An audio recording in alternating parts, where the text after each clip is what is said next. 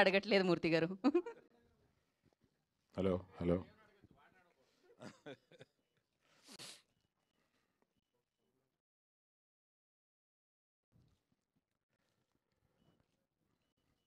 చాలా సినిమాలు తీస్తున్నాం. చాలా సినిమాల్లో చాలా డబ్బులు వస్తూ ఉంటాయి. మీకే తెలుసు, నేను సినిమాలు తీసి కోట్లు కోట్లు సంపాదించానని. ఇది దాపరికమేం లేదు. కానీ ఈ సినిమా ద్వారా నేను సంపాదించేది డబ్బు కాకుండా వేరే ఉంది. ఈ సినిమాని తీసినందుకు చాలా తృప్తిని అనుభవిస్తాను. ఈ కథ విన్నప్పుడు 2021లో ఆయన దగ్గర విన్న దగ్గర నుంచి ఈ కథ నా మైండ్లోంచి పోవడం లేదు.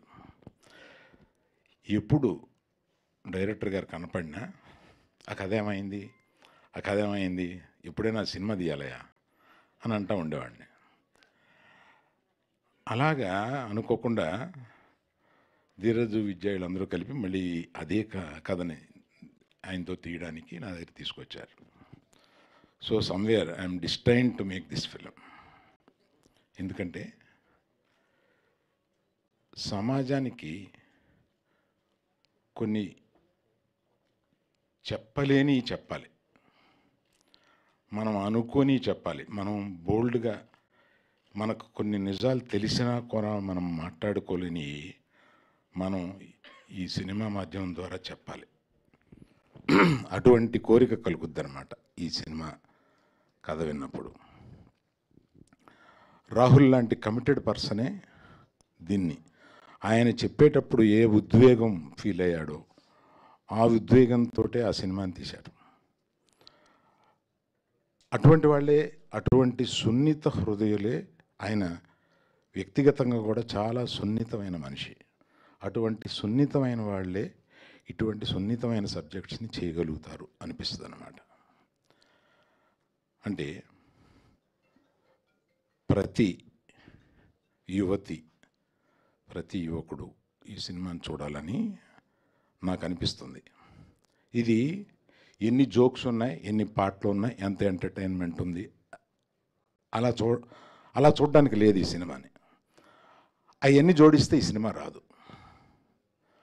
అలా చూడకుండా మన అక్క, మన చెల్లి, మన పిన్ని, ఇలాగా ఇంట్లో ఉన్నవాళ్ళు, ఆడవాళ్ళు, వాళ్ళ మనసుల్లో ఏముంటాయి, ఏ కోరికలు ఉంటాయి అంటే ఈ సినిమాని గర్ల్ ఫ్రెండ్ కాకుండా ఇంకో టైటిల్ ఏదైనా చెప్పమనంటే నీ జీవితం అంతా నేనే అని మగవాడు అనుకున్నా, ఆడది అనుకున్నా, నీ జీవితం అంతా నేనే అనేది వాళ్ళ మనసుల్లో ఏముంటుంది, వాళ్ళ మనసుల్లో ఎలా ఉంటుంది అనేది అతి సున్నితంగా చెప్పిన ఈ సినిమా అతి ఘాటుగా లాస్ట్కి వచ్చి లెగిసేటప్పుడు ఎంతమంది పర్సంటేజో చెప్పలేను, కానీ కొంతమంది ఈ సినిమా చూసి రాత్రి నిద్రపోరు. అంటే ఇట్ విల్ చేజ్ దెమ్. ప్రతి ఇంట్లోనూ ఒక జీవితంలోకి ఇది రిఫ్లెక్ట్ అవుతూ ఉంటుంది.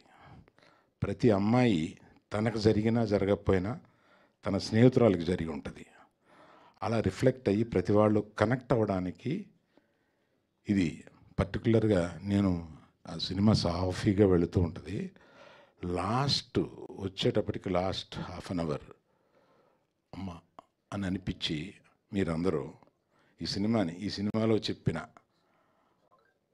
దీన్ని కానీ ఇంకెందుకు బోల్డ్గా ఒకటి చెప్పాలి. మీరందరూ మేము తీసిన సినిమాలకు 1.5 దగ్గర నుంచి 3.5 వరకు ఇస్తారు. మీరు ఈ సినిమాకి తక్కువ ఇవ్వడానికి ఇబ్బంది పడతారు మీరు. అది ఎంత గొప్పగా ఆడనివ్వకపోయినా. సో ఈ సినిమా అటువంటి తృప్తికరమైన సినిమా. ఎంత డబ్బు అని కాకుండా ఇటువంటి సినిమా తీయగలిగాము అన్న ఒక సాటిస్ఫాక్షన్ ఉంటుంది. రష్మిక ఆ అమ్మాయి అంటే జీవించేసింది అనమాట ఆ క్యారెక్టర్లో. అంటే అమ్మాయి గ్రేట్ ఆర్టిస్ట్. ఎలా అంటే పలుకుద్ది, అటువంటిది ఆ అమ్మాయి she lived in to it. మిగతా వాళ్ళందరూ మాట్లాడారు. సక్సెస్ మీట్లో కూడా మళ్ళీ రష్మిక అప్పుడు ఉంటుంది కనుక రష్మిక ఉన్నప్పుడు చెప్తాను. మన కమ్యర్ ఫస్ట్ రషెస్ చూసి నేను కింద పడిపోయాను. ఈ కుర్రాడు ఎవరా, కొత్త కుర్రాడు.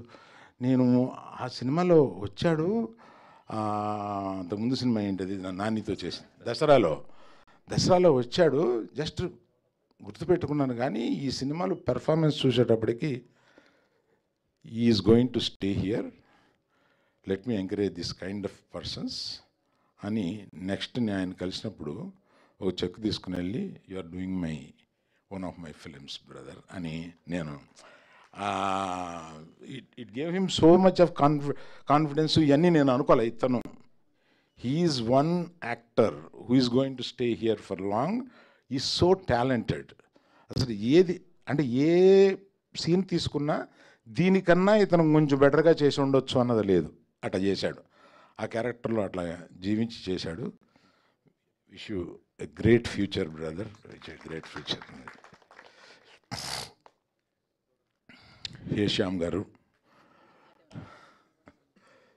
సార్ మీ హృదయంలో సాంగ్స్ అన్నిసార్లు విన్నాను. ఫస్ట్ మీరు ఎవరో నాకు తెలియదు, ఈ సినిమాలో ఉంటారో లేదో తెలియదు. కాకపోతే ఆ హృదయంలో సాంగ్స్ మట్టుకు అన్నిసార్లు విన్నానండి. You are an extraordinary talented musician. Thank you. అట్లాగే మన విహారీ గారు, thank you sir, you done a great job. Thank you. Like that అసలు నువ్వు చించేసావా నువ్వే నాకు నువ్వు ఎంత ఎమోషనల్గా మేల్స్ ఎంత కనెక్ట్ అవుతారు అనేది నాకు ఒక చిన్న ఇది ఉంది. ఎంత కనెక్ట్ అవుతారు అనేది నేను కనెక్ట్ అయ్యే ఈ సినిమా తీశాను కనుక నాలాగా కనెక్ట్ అవుతారా అని ఆ సందేహం అసలు ఫస్ట్ చించి పారేసావు నువ్వు.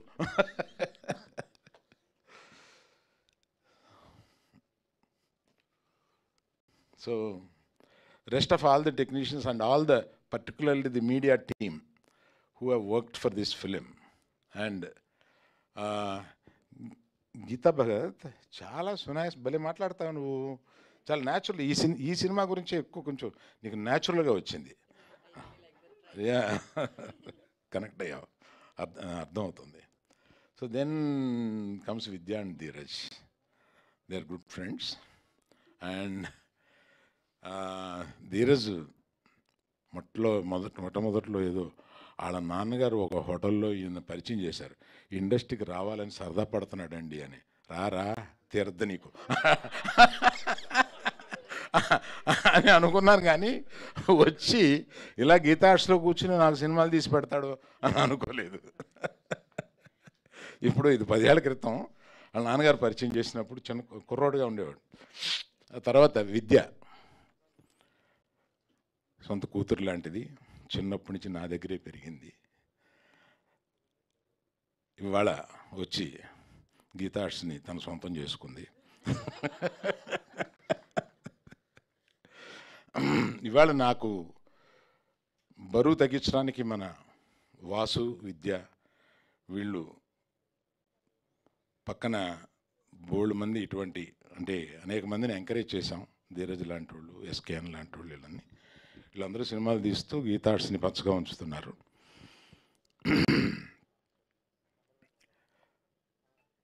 అందుకని ప్రత్యేకంగా నేను